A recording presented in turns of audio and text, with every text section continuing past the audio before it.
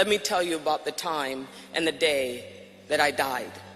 I had a memory when I was 9 years old, and I remember my parents fighting in the middle of the night. My older sister, Diane, told me to go in the house or people would hear me. So I ran in the house. I ran to the bathroom screaming still, just couldn't stop, and got down on my knees and closed my eyes. I put my hands together and said, God,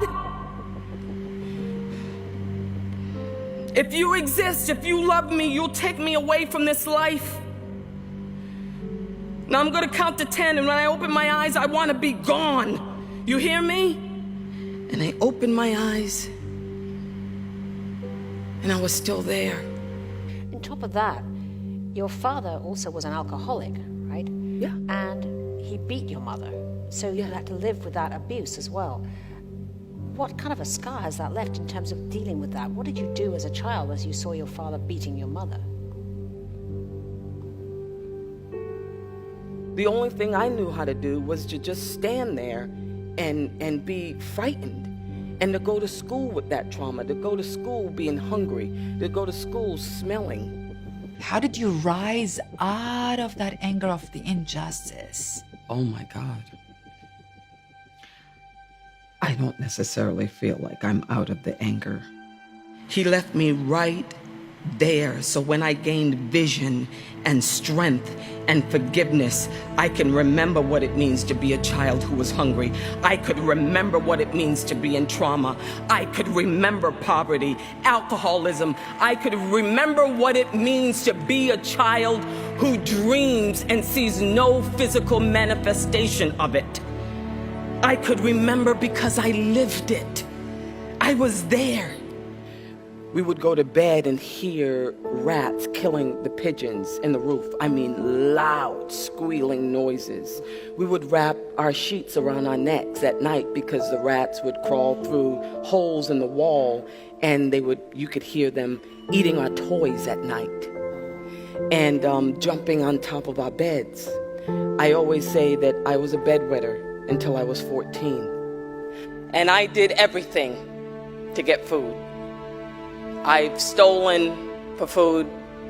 I've jumped in huge garbage bins with maggots for food. And I sacrificed a childhood for food and grew up in immense shame.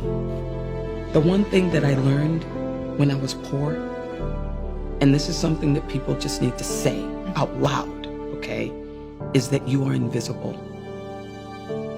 Nobody sees you. You know, they say that the two most important days in a person's life is the day you were born and the day you discover why you were born. I absolutely knew I wanted to be an actor because I wanted to be somebody.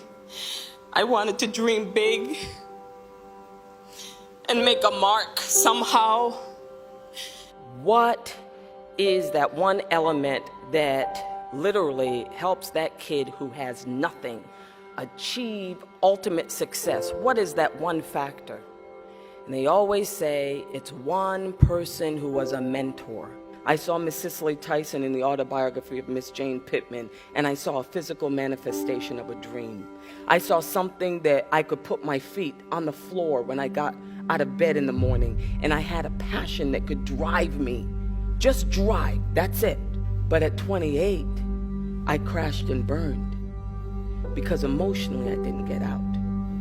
But as much as I didn't want to be my mother's daughter, I was very much my mother's daughter. I was still very much traumatized by the past.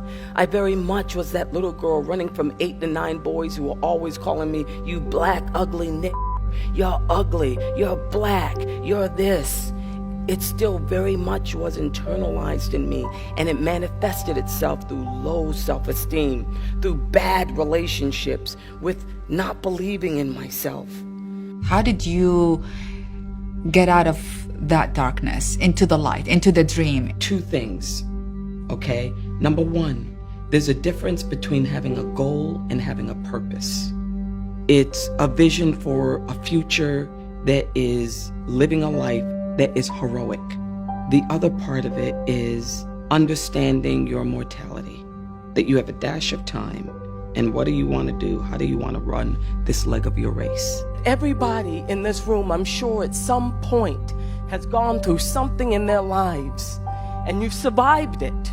But not only did you survive it, you took that trauma, that hurt, that revelation, or whatever it was, and you used it to connect, to give, to influence. I have a picture of you. Oh my God. What message you have for that girl? I have a message for that girl. History is not the past. It is the present. The world is broken because we're broken. Who said that all of who you are has to be good? All of who you are is who you are.